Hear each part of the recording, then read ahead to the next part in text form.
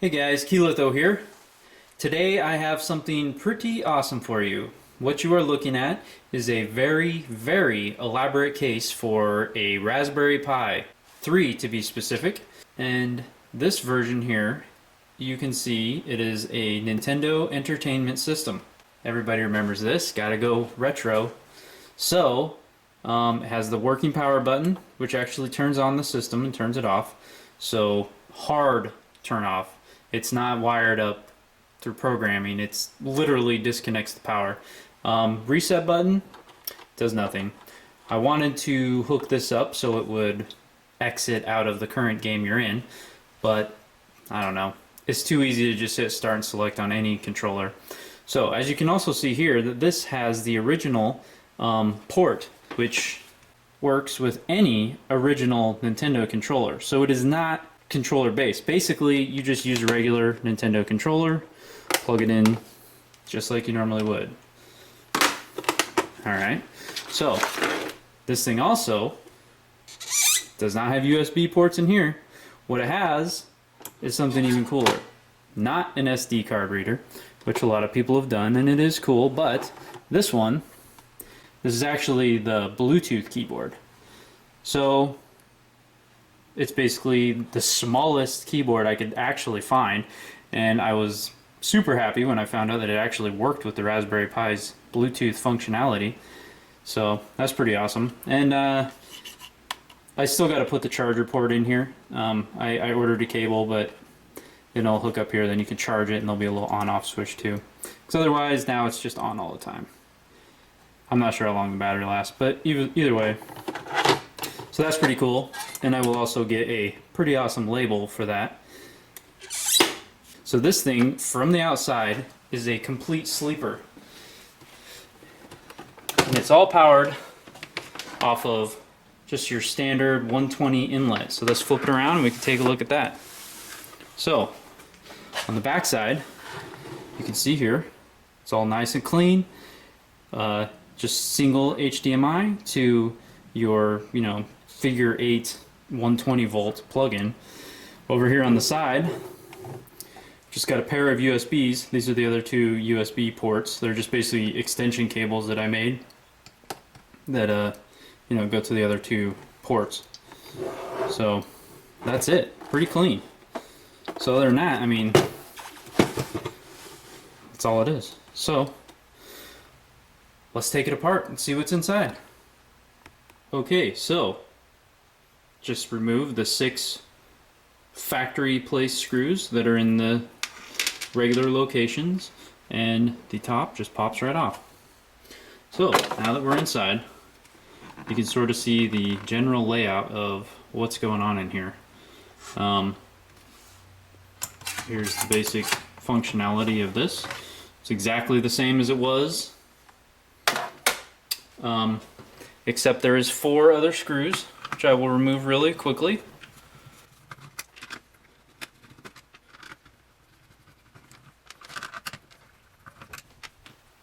Okay, and there you go. So here's the factory cartridge slot loader, whatever you want to call it. Okay, and now we can see exactly what's going on in here. So first of all, I'd like to point out a few things. We have, from our power input on the back, which is right here, we have a 120 supply line coming in right through here to a iPad charging, or a USB module. So basically this just comes up over the top, plugs right into here. So that's pretty easy. To the 5-volt USB that comes out, comes down here to this little interface board, which is just a piece of proto board where I tapped into the line. Comes into there, goes to the switch, back out to the other one, and plugs into the Raspberry Pi, just like normal. We have this flat HDMI cable that I bought that just does kind of a loop-de-loop and just hooks right up to the back here. So this is basically just cut out through that piece of wood, is actually what this is. This piece of plywood, like 1/4 inch birch or something, and basically just pokes right out there. Some precision cutting. It's kind of just some hot glue in there, and as you can see here, the two USB ports, these two here, this one and then the lower one, which run around this cable, these cables over here, and attach to the side. And you can see here on the side where they are soldered into this little board that has the two USB plugs. And those are basically just hot glued in there. So also you may notice that these have been removed, the original posts. Actually, I cut them out before I realized I was going to keep them. My original plan was to put USB ports up in the front instead of that, but I don't know, it just changed as the project moved along. So I just cut these little wood things in here, scruffed up the bottom, epoxied them in there. They're actually in there really strong, so it just screws in there. So yeah, and here, you can see here where these are actually NES to USB converters. So these were meant to just take a classic NES controller and convert them to a USB signal where they're plugged in here. So I just got two of them stacked up in there, and they're just basically sitting on there, a little block of wood on the bottom. So basically I just soldered these into the cut cables of some other NES controllers. Actually cables that I bought online. So I just bought a cut cable, like a replacement cable. So they just go right up into there. And it's pretty much that simple, guys. It's pretty much that simple. Like I said, it's a very elaborate case for a Raspberry Pi. Because you could simply stick this onto the back of your TV with double-sided tape, plug a 5-volt supply into it, plug your USB controller into it, and you're good to go. But I have been doing a lot of retro gaming collecting, and I decided that, you know, I will just use this for my Nintendo instead. I do have another Nintendo, but I don't know. This one is pretty awesome. Plus it can play more than just Nintendo, so that's pretty sweet as well. So I will button this back up and we will go inside and take a look. Oh, and also this Raspberry Pi here, it's drilled, and these are just PCB standoffs, like for a motherboard and a computer case actually. So those are actually just drilled through into the bottom, and this case here, you can see them there. You can see them poking out there, and I had to notch this a little bit to get them to close on there, but pops on there just fine.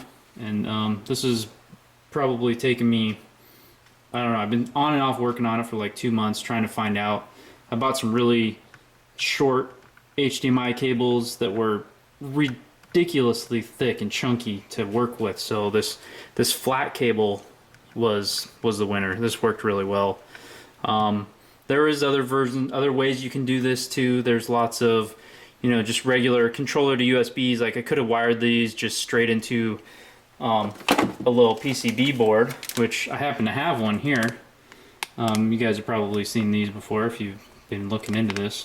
This is just literally like a little NES or SNES controller to USB converter. So, you know, I could have just wired two of these boards in there, but these are actually pretty damn expensive. I think these were only $6 or $7 a piece, and there's plenty of room in this thing, so I figured why not. This one I have plans to put this inside an actual SNES controller, because it seems that all the USB ones you find kind of suck. And then I'll have an SNES controller to plug into the side if I want to play, you know, the Super Nintendo games. So I'll button this up and take you into my game room, and we can see how it plays. Okay guys, here we are in my game room. As you can see here, oh yeah, Nintendo Central. So my kids like to come in here and play stuff. But you can see the old Nintendo sitting right next to the Raspberry Pi Nintendo. Fire this bad boy up just like that. You're ready to go. You can see there, Raspberry Pi loading up. I won't make you guys sit through this. So.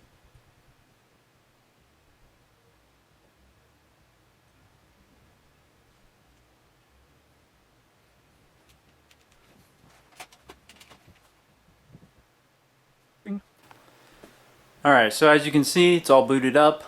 It's kind of difficult to get the exposure settings right. I don't really have enough light in here, but as you can see, Nintendo, you know, this is the newest version of RetroPIE. I'm not exactly sure which version it is. I don't know. I'll put whatever version it is in there. It's the newest one out as of, the time of this video being uploaded. So basically, all I have on here is Nintendo games. That's all I really plan on putting on here. So, it's pretty cool. You can load up the cover art and stuff if it's available. It seems like a lot of them don't really have that, but here, oh yeah, I'll show you this too. So, okay, so I pull out the Bluetooth keyboard, and basically you hold the function key and the arrows are over here, so you can, scroll through your stuff, and if you want to adjust that or whatever, if you have to type something, launch, hit enter, launch. So Bluetooth keyboard works. That's pretty awesome. Put it back in the the game thing.